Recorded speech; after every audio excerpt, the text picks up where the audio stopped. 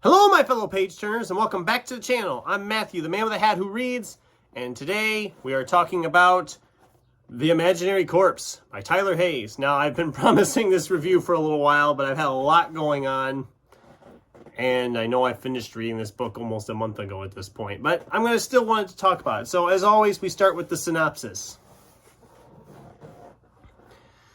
In a world where Toy Story meets Sin City, a dinosaur detective battles his own trauma and a remorseless serial killer hell-bent on shaking up an already messed-up town. Tippy the Triceratops was once someone's best friend, a sunshine yellow toy detective imagined to help make sense of the world.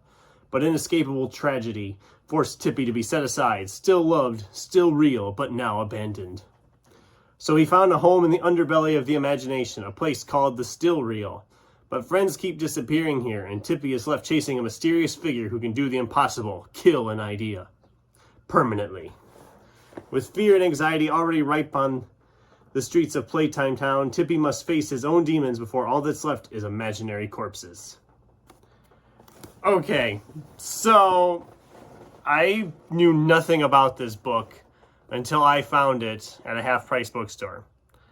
And it had that lovely little angry robot banner on the side. And usually with them, I know most times I'm going to enjoy what I get from them because they are not afraid to go bizarre, batshit crazy publishing on their stuff. They've said right out on their website that the more genres that you mix in, the better.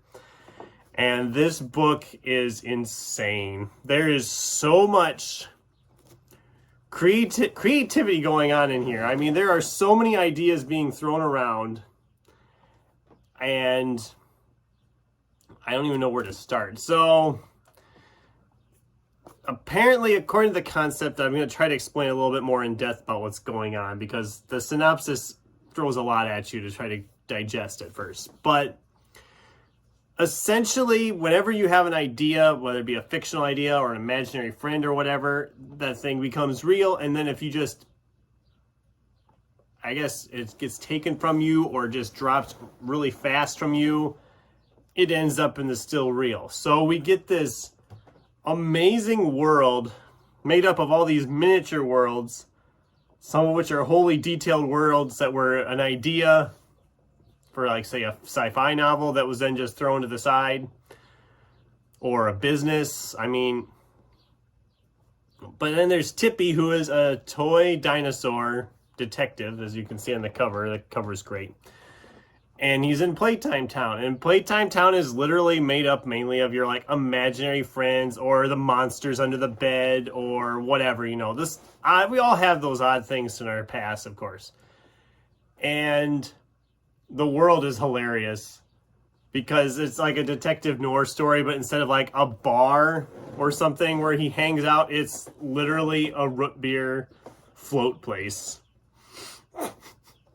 The Root Beerium, I believe it's called, if I remember correctly. And yes, I've had a really hard time filming that, reading the synopsis, because every time I see the name Tippy the Triceratops, I just want to break out laughing because the name is so much fun. And I don't understand, because multiple characters are like, oh, Tippy, thank goodness you're here. I'm like, wait, everybody like respects him. How could you respect somebody with the name Tippy? Apologies if you're watching this and your name is Tippy. I don't mean anything bad by that, but the Triceratops named Tippy, it gets me every time. So yes, like I said, you have Playtime Town, and you have all these different worlds in the still real. I mean, the worlds, it's just, like I said, there's so much creativity going on in this book. It's fantastic just for the creative stuff that goes on. It does have a setup that you could do more with this world. From what I've been finding online, there's no other novels in the works. This was published in 2019. And I've heard nothing else about this, if this is going to be just a one and done or if there's sequels in the works. I haven't found anything about that, which makes me sad because I would love to go back to this world. I went in practically blind and I came out loving this. This is probably one of the biggest surprises I've had this year. And that's a good thing. I like to be surprised when I'm reading a book. I really love it. And I don't want to get into spoilers about what the killer is or who it is or whatever. But even that, it's really unique and creative how the killer came to be in this world. And I won't say how it happens. Like I said, I don't want to spoil it. If you want to know what happens, you just have to pick it up. It's The Imaginary Corpse from Tyler Hayes. I really enjoyed this. I gave it 4 stars.